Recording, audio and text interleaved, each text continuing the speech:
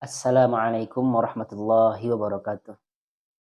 Alhamdulillah wassalatu wassalamu ala Rasulillah. Para hadirin yang dirahmati Allah Subhanahu wa taala, kita akan lanjutkan kajian kita pada kitab Bulughul Maram, di mana pada kali ini kita akan membahas bab tentang anjuran khusyuk dalam sholat. Kita langsung saja pada hadis yang pertama. Dari Abu Hurairah radhiyallahu anhu, dia berkata, Rasulullah Shallallahu Alaihi Wasallam telah melarang seseorang sholat dengan berkacak pinggang. Hadis ini sahih, diriwayatkan oleh Bukhari dan Muslim. Dalam riwayat Al-Bukhari dari Aisyah radhiyallahu anha, berkacak pinggang di dalam sholat adalah perbuatan orang Yahudi. Jadi maksud dari berkacak pinggang itu, yaitu seperti ini. Nah, ketika seseorang sholat, lalu kemudian dia berdiri dan posisinya seperti ini dia. Itu ya kebiasaan orang-orang sombong seperti itu. Jadi tidak boleh sholat dengan posisi berkacak pinggang. Kita lanjutkan. Wa an Anas radhiyallahu an anna Rasulullah sallallahu alaihi wasallam qala idza qaddima al-'asha fabda'u bihi qabla an tusallul maghrib. Dari Anas radhiyallahu anhu bahwasanya Rasulullah shallallahu alaihi wasallam bersabda, jika makan malam telah dihidangkan, maka dahulukanlah makan sebelum kalian mengerjakan sholat maghrib. Hadis ini sahih, diriwayatkan oleh Bukhari dan Muslim. Kita bacakan intisari daripada hadis ini. Yang pertama, apabila waktu maghrib telah tiba, maka makan malam telah tersaji, dan jiwa pun ingin sekali menyantap makanan tersebut, maka yang lebih utama pada kondisi demikian adalah mendahulukan makan sebelum mengerjakan sholat. Itu catatannya tadi ya. Kita ingin sekali menyantap makanan tersebut. Sedangkan makanan tersebut sudah dihidangkan, lalu kemudian ingin sekali kita menyantapnya, dan dalam keadaan lapar. Tentu yang lebih utama adalah menyantap makanan tersebut. Tapi hadis ini jangan dijadikan alasan. Dikit-dikit mau makan dulu, padahal nggak lapar begitu ya. Apalagi waktu sholat itu sebentar lagi akan selesai. Tetapi seorang ini dia mendahulukan makan. Lalu kemudian habislah waktu sholat tersebut. Nah, maka ini yang tidak diperbolehkan. Kalau hal demikian, sepakat para ulama, maka mendahulukan sholat lebih utama. Disebabkan karena kita menjaga waktu sholat tersebut. Lalu yang kedua, hikmah mendahulukan makan daripada sholat adalah bahwa yang dituntut di dalam sholat ialah hadirnya hati dan khusyuk. Sedangkan kebutuhan kepada makan membuat hati menjadi sibuk dengannya ya, sehingga pelaksanaan sholat menjadi tidak khusyuk. Iya betul ya, terkadang kalau kita lapar, lalu kemudian kita sudah ingat ini hidangan yang ada di rumah, pasti ketika kita takbir dalam keadaan lapar tersebut, kita ingat makanan yang dihidangkan. Apalagi makanannya enak ya dalam keadaan lapar. Maka seyogianya dan sebaiknya kita makan terlebih dahulu, lalu kemudian kita sholat. Kita lanjutkan. Dari Abu Dzar radhiyallahu anhu, dia bertutur, Rasulullah shallallahu alaihi wasallam bersabda, jika salah seorang dari kalian sedang sholat, janganlah dia mengusap batu kerikil, sebab rahmat Allah ada di hadapannya. Kita lihat derajat hadisnya. Hadis ini adalah hadis dhaif, diriwayatkan oleh Abu Dawud. Lalu intisari daripada hadis ini, yang pertama, dimakruhkan bagi orang yang sedang sholat mengusap kerikil yang menempel pada anggota sujud dari badannya. Yang kedua, demikian pula dimakruhkan mengusap kerikil yang ada di tempat sujud jika harus meratakannya. Lakukan sekali saja ya. Hikmahnya agar tidak menafikan atau menjaga kekhusyuan sholat. Yang ketiga, Tidak selayaknya seseorang melakukan perbuatan ataupun gerakan yang sia-sia dalam sholat. Ini berdasarkan sabda Nabi Shallallahu Alaihi Wasallam. Janganlah dia mengusap batu kerikil. Yang keempat, jika dibutuhkan untuk bergerak, maka lakukanlah seperlunya. Ini diambil dari riwayat Ahmad. Satu kali saja ya, atau jangan dilakukan. Selanjutnya, jumhur ulama memahami larangan dalam hadis ini sebatas makruh saja, bukan haram. Karena gerakannya sedikit dan termasuk hal-hal yang dimakruhkan di dalam sholat. Sebenarnya ini tujuannya adalah untuk menghadirkan kekhusyuan sholat. Oleh sebabnya kita dilarang untuk mengusap kerikil. Dari Aisyah radhiyallahu anha, dia berkata, aku bertanya kepada Rasulullah Shallallahu Alaihi Wasallam mengenai menoleh ketika sholat. Kemudian beliau menjawab, itu merupakan satu rampasan yang dirampas oleh syaitan dari sholat seorang hamba. Ya, terkadang ya, kita sering melihat seseorang ketika dia sholat. Nah, ketika dia sholat itu matanya ke kiri dan ke kanan. Kalau sholat, sering kita lihat orang seperti itu. Nah, berarti dia termasuk orang yang dirampas ya penglihatannya oleh setan. Di sini disebutkan bahwa menoleh dalam sholat mempunyai dua keadaan. Yang pertama, menoleh dengan hati, yaitu saat seorang memikirkan sesuatu yang tidak ada kaitannya dengan sholat. Ini lebih keras dan lebih bahaya daripada menoleh dengan badan. Meski demikian, menoleh dengan hati ini tidaklah membatalkan sholat. Ia hanya mengurangi kesempurnaan sholat. Yang kedua, menoleh dengan badan. Ini juga ada dua bentuknya. Yang pertama, menoleh dengan seluruh badan. Hal ini dapat membatalkan sholat karena disyaratkan menghadap kiblat di dalam sholat. Yang kedua, menoleh dengan sebagian badan. Ini tidaklah membatalkan sholat, tetapi dengannya mengurangi kesempurnaan sholat.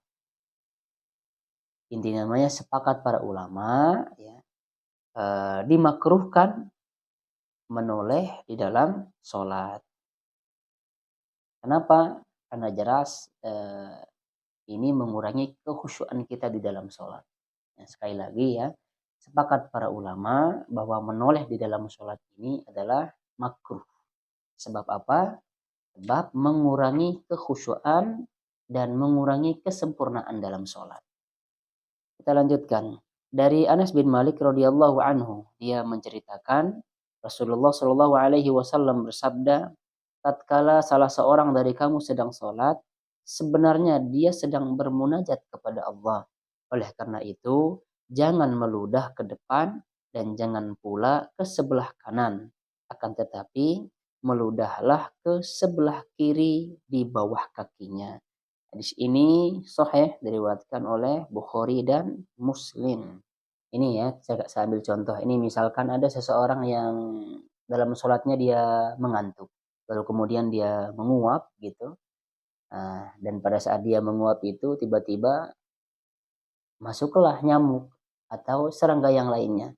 Lalu kemudian, nah pada saat itu dia jangan meludah ke depan ataupun ke kanan.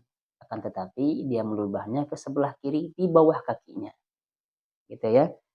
Kita lanjutkan dari Anas radhiyallahu anhu. Dia berkata, Aisyah radhiyallahu anha memiliki sebuah tirai yang menutupi pinggiran rumahnya. Ketika melihat itu, Rasulullah Shallallahu Alaihi Wasallam berseru kepadanya, singkirkanlah tirai itu dari kami. Sesungguhnya gambarnya menggangguku di dalam sholat.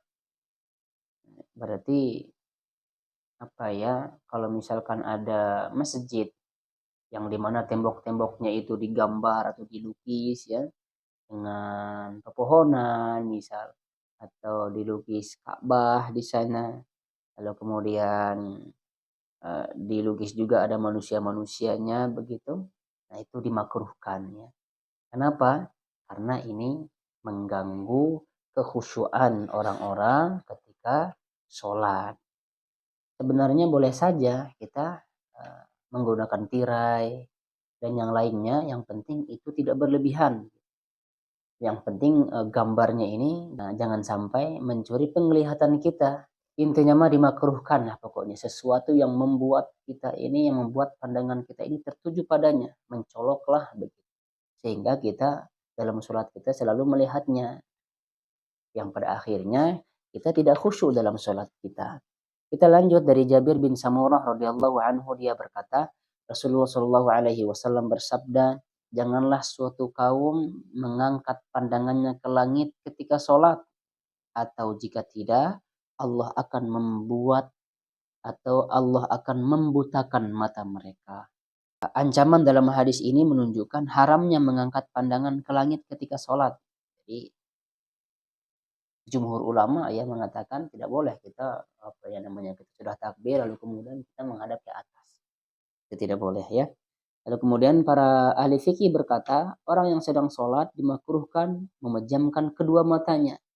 Karena itu adalah perbuatan orang Yahudi dan juga sebagai salah satu penyebab kantuk. Kecuali dibutuhkan. Ya. Kalau memungkinkan dia memejamkan matanya ini dia khusyuk, silahkan untuk dilakukan, tidak mengapa ya insya Allah. Karena kalau kita lakukan demikian yang membuat kita khusyuk, maka hilanglah kemakruhannya begitu ya. Apalagi kalau sholat misalkan lampunya di malam hari ini dia sholat, lampunya dimatikan, itu insya Allah tidak mengapa ya. Kalau itu yang membuatnya khusyuk, insya Allah ya para ulama mengatakan tidak mengapa. Tetapi yang lebih utama adalah biasa dalam keadaan normal dan dia khusyuk, itu yang lebih utama. Kita lanjut hadisnya dari dalam riwayat Muslim dari Aisyah radhiyallahu anha, dia mengisahkan, aku mendengar Rasulullah Shallallahu alaihi wasallam bersabda, tidak ada salat pada waktu makanan sudah terhidang dan juga tidak ada salat bagi yang menahan buang air. Bacakannya intisari daripada hadis ini. Menjaga kesempurnaan zat ibadah lebih utama daripada menjaga keutamaan waktunya. Penjelasannya adalah bahwa sholat di awal waktu lebih utama jika dilihat dari sisi waktunya. Akan tetapi, sholat yang dilakukan dengan khusyuk dan hadirnya hati itu lebih utama. Keutamaan pertama bergantung pada waktu. Adapun keutamaan kedua bergantung pada zat ibadah. Maka itulah memperhatikan keutamaan zat ibadah lebih diutamakan daripada memperhatikan keutamaan waktu ibadah. Tentang sholat dalam keadaan menahan akhbatsain atau buang air ya, terdapat khilaf ya. Jumhur ulama berpendapat sholatnya tetap sah berdasarkan takwil zahir hadis, bahwasanya tidak ada sholat yang sempurna. Adapun kelompok Zahiriyah, menurut mereka sholat tersebut tidak sah sebagai pengalaman dari lahiriah hadis. Pendapat ini juga dipegang oleh Syekhul Islam Ibnu Taimiyah berdasarkan wajibnya khusyuk di dalam sholat. Mengenai hal ini, pendapat jumhur lah yang benar. Itu pendapat jumhur ya, sholatnya tetap sah, tapi itu dimakruhkan dan tidak khusyuk dalam sholatnya. Masa kita dalam sholat kita tahan terus mau pipis misalkan ditahan-tahan, apalagi ketika mau buang air besar terus ditahan-tahan. Itu kata Ibnu Taimiyah sholatnya tidak sah. Kata tapi jumhur tetap sholatnya itu sah. Dari Abu Hurairah radhiyallahu anhu bahwa suatu hari Rasulullah Shallallahu alaihi wasallam bersabda, menguap itu dari syaitan. Jika seseorang dari kalian hendak menguap, maka tahanlah semampunya. Nah, terkadang ini yang terjadi ya di sebagian di kita ketika sholat, ini enaknya saja nih menguap. Kalau misalkan menguap, ya kan alangkah baiknya menguapkan itu pakai tangan. Atau dalam hadis ini, dia tahan semampunya, dia tahan semampunya. Tetapi kalau tidak bisa juga, ya silakan pakai tangan. Jangan sekali-kali ya, ada yang terkadang kita dengar di pinggir kita dia menguap, kemudian bunyi uapannya tersebut. Nah, ini juga tidak baik ya dalam sholat. Ketika kita sholat dalam keadaan ngantuk, dalam keadaan malas dan lesu ya, maka ini termasuk penguasaan setan terhadap diri kita. Nah, orang menguap ini juga ya, apalagi kalau kita sholat subuh, merasa terganggu ini di pinggir kita nih misalkan menguap ya. Lalu kemudian ketika dia menguap itu dia bunyi, wah masya Allah itu mengganggu sekali. Lebih-lebih nafasnya ya, kalau pagi-pagi ini subuh-subuh nafas orang berbeda sekali ini. Intinya kalau subuh ini kalau orang menguap, lebih-lebih dia ini perokok begitu. Lalu kemudian kita di sampingnya dia menguap, aduh masya Allah baunya ini luar biasa. Ini mengganggu orang di sebelah kirinya, mengganggu orang di sebelah kanannya. Maka alangkah baiknya ketika dia menguap, dia tahan sebisa mungkin. Itulah ya hadis-hadis tentang anjuran khusyuk di dalam sholat. Mudah-mudahan ini ada manfaatnya. Yang benarnya datang dari Allah, yang salahnya datang dari saya sendiri. Subhanakallahumma wa bihamdika asyhadu an la ilaha illa anta astaghfiruka wa atubu ilaik. Assalamualaikum warahmatullahi wabarakatuh.